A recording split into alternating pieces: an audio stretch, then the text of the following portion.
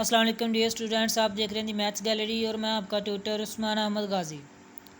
आज के इस लेक्चर में हम properties of union and intersection पढ़ेंगे और इसी के साथ हम देखेंगे कि सेट्स में जितनी भी हमने प्रॉपर्टीज़ प्रीवियस पढ़ी थी ना रियल नंबर्स के लिए और कम्प्लेक्स नंबर्स के लिए, तो देखें हम सेट्स में भी वो प्रॉपर्टीज़ होल्ड करती हैं। तो सेट्स में देखें जी, कम्यूटेटिव प्रॉपर्टी भी होल्ड करती है यूनियन के हिसाब से भी, इंटरसेक्शन से भी, फिर एसोसिएटिव प्रॉपर्टी भी, फिर एसोसिएटिव प्रॉपर्टी विद इंटरसेक्शन भी। ठीक है जी, ये सारी प्रॉपर्टीज़ हमने पढ़ी हुई हैं और आप लोगों को पता है कि कैसे अप्लाई हो रही हैं। कम्यूटेटिव प्रॉपर्टी होती है जी A union B is equal to B union A, और इसे हमने वेरीफाई भी किया था। ठीक है जी, और commutative property with respect to intersection A intersection B और बी इंटरसेक्शन ए।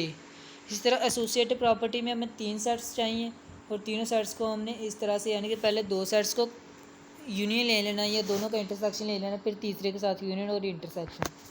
तो किसी भी तरीके से हम करें तो आंसर सेम आएगा। ठीक है जी, फिर डिस्ट्रीब्यूटिव प्रॉपर्टी ऐसे करते हैं कि अगर हमारे पास एक यूनियन हो और एक इंटरसेक्शन हो, देखें यहाँ पर यूनियन है और ब्रैकेट के अंदर क्या है, इंटरसेक्शन है, तो हम क्या करेंगे, इसे डिस्ट्रीब्यूट कर देंगे। कैसे, ये ए यूनियन बी कंबाइन हो जाएगा, फिर इंटरसेक्शन आ जाएगा, फिर ए यूनियन सी के साथ मल्टीप्लाई हो जाएगा। इसे आपने सिंपल मल्टीप्लाई की तरह से देखना है।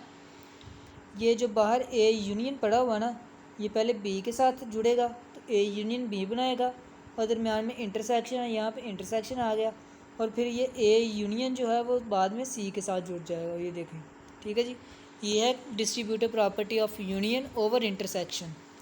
बाहर यूनियन है, अंदर इंटरसेक्शन है, तो इसे कहेंगे यूनियन ओवर इंटरसेक्शन। और ये बाहर इंटरसेक्शन अंदर यूनियन, तो इसे कहेंगे हम इंटरसेक्शन ओवर यूनियन।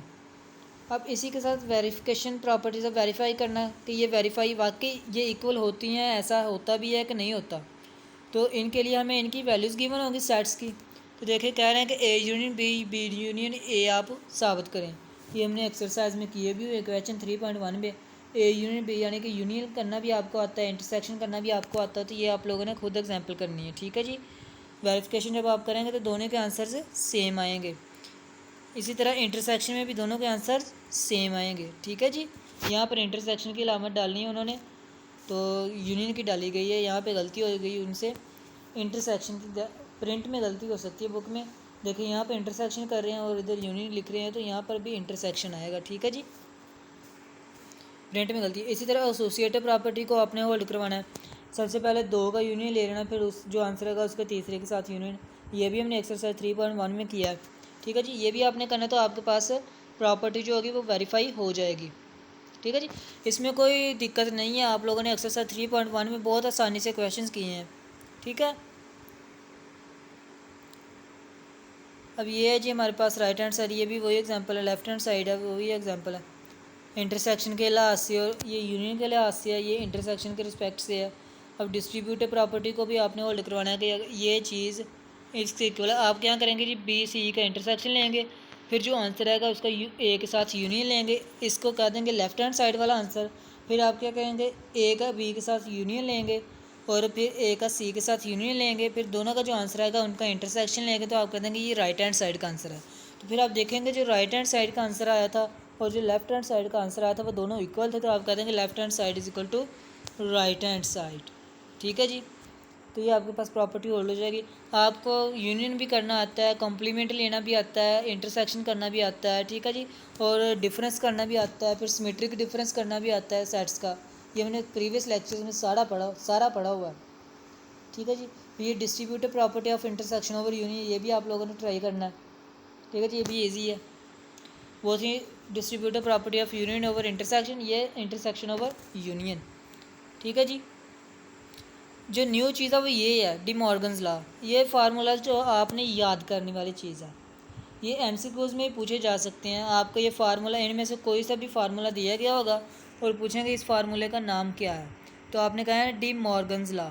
देखिए जी, हमने कम्प्लेक्स नंबर्स में डी मोएवर थ्योरम पढ़ा था, इसे उसके साथ आपने ना मिक्स नहीं कर देना। ये वो डी मोएवर था, वो कम्प्लेक्स नंबर्स की पोलिनोमियल फॉर्म बनाने के लिए था, पावर्स को सॉल्व करने के लिए, कम्प्लेक्स नंबर्स की पावर को सॉल्व करने के लिए।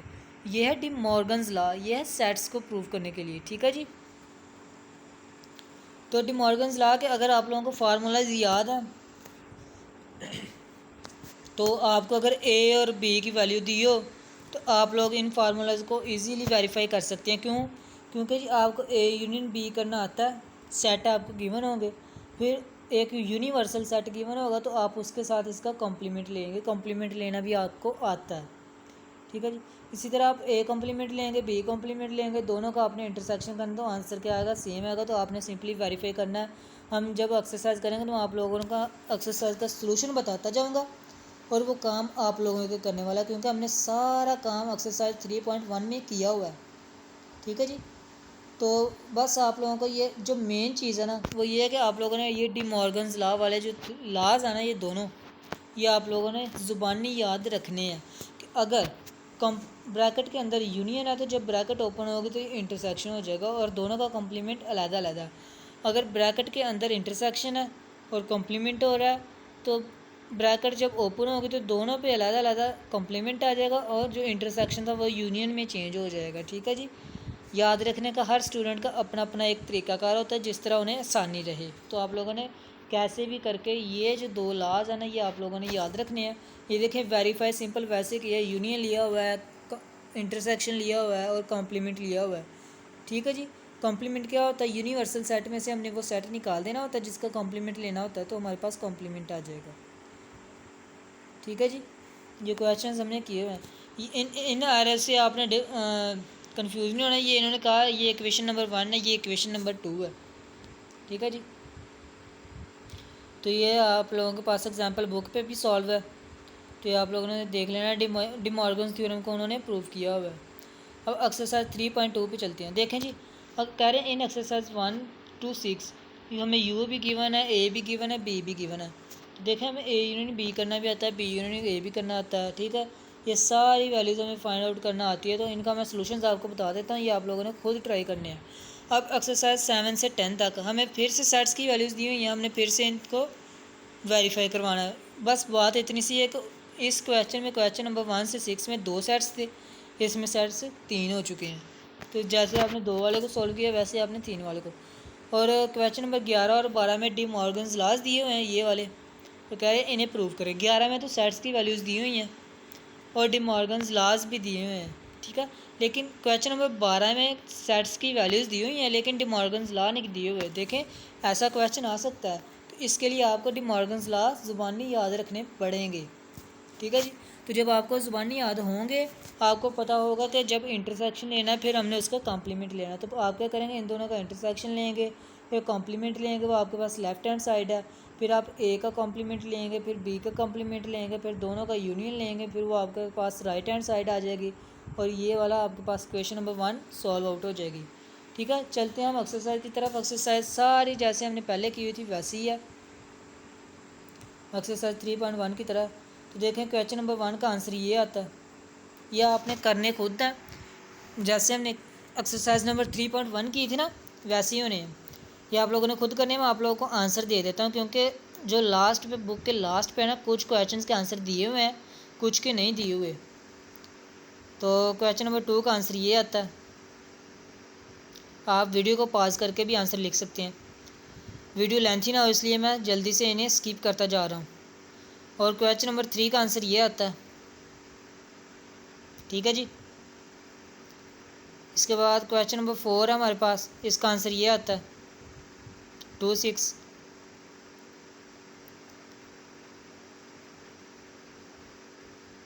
ये लेफ्ट हैंड साइड है, ये राइट हैंड साइड है। ठीक है, क्वेश्चन नंबर 5 है, ये ज़रा सा लेंथी हो जाएगा। ये क्या कह रहे हैं जी, from question number 3। Question number 3 में हमने ये फाइंड किया था a-b का आंसर। ठीक है जी। और क्वेश्चन नंबर 3 में हमने b कॉम्प्लीमेंट भी फाइंड किया था। क्वेश्चन नंबर 4 में हमने a कॉम्प्लीमेंट फाइंड किया था। तो ये इसी का हवाला दिया गया कि क्वेश्चन नंबर 3 में a-b की वैल्यू ये आई थी। क्यों हमने वो लिखा, क्योंकि इन सभी क्वेश्चंस में इन सेट्स की वैल्यू सेम है, तो हम यूज़ कर सकते हैं। ठीक है जी। तो इसका आंसर ये आता है। देखें जी, आप वीडियो पॉज करके देख सकते हैं, वेरीफाई किया हुआ है। इसी के साथ क्वेश्चन नंबर 6 है और इसे इसका आंसर ये आएगा 2, 3, 4, 6, 7, 8, 9, 10। ठीक है जी, लेफ्ट हैंड साइड का भी राइट हैंड साइड का भी। अब कह रहे हैं कि 7 से 10 तक हमें 3 सेट्स दिए हुए हैं, ए बी और सी, और एक यूनिवर्सल सेट, तो उनको हमने शो करवाना है। तो क्वेश्चन नंबर 7 का आंसर ये आएगा। पहले देखें हमने ए यूनियन बी किया और फिर सी के साथ, जो ए यूनियन बी का आंसर आया उसका यूनियन हमने सी के साथ लिया। ठीक है, इसी के साथ क्वेश्चन नंबर 7 का ये आंसर आता है 1 2 3 4 7 8 9 10। फिर क्वेश्चन नंबर 8 का आंसर जो आएगा वो आएगा 5। ये मैंने इसलिए नहीं किया कि ये आप लोगों की एक्सरसाइज है, डू योर सेल्फ। ठीक है जी, आप लोगों ने खुद ट्राई करने हैं। और क्वेश्चन नंबर 9 का आंसर ये आएगा। ये हमने सारे क्वेश्चंस किए हुए हैं, आप लोगों ने परेशान नहीं होना, आप लोग प्रीवियस लेक्चर देख सकते हैं। तो ये है जी आपके पास क्वेश्चन नंबर 10। आपको प्रीवियस लेक्चर का लिंक मिल जाएगा डिस्क्रिप्शन में भी इंशाल्लाह, तो आप वहाँ से भी क्लिक कर सकते हैं।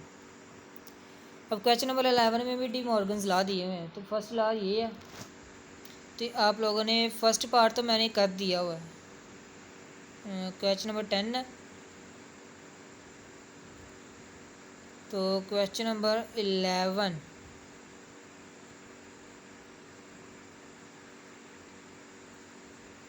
11 शायद इधर नहीं है। 11 का सेकंड पार्ट है, फर्स्ट पार्ट भी आपने वैसे ही करना है। तो फर्स्ट पार्ट का आंसर भी आएगा, तो सेकंड पार्ट आपने डू योर सेल्फ करना है। तो इसका जो आंसर आएगा वो आएगा 1 3।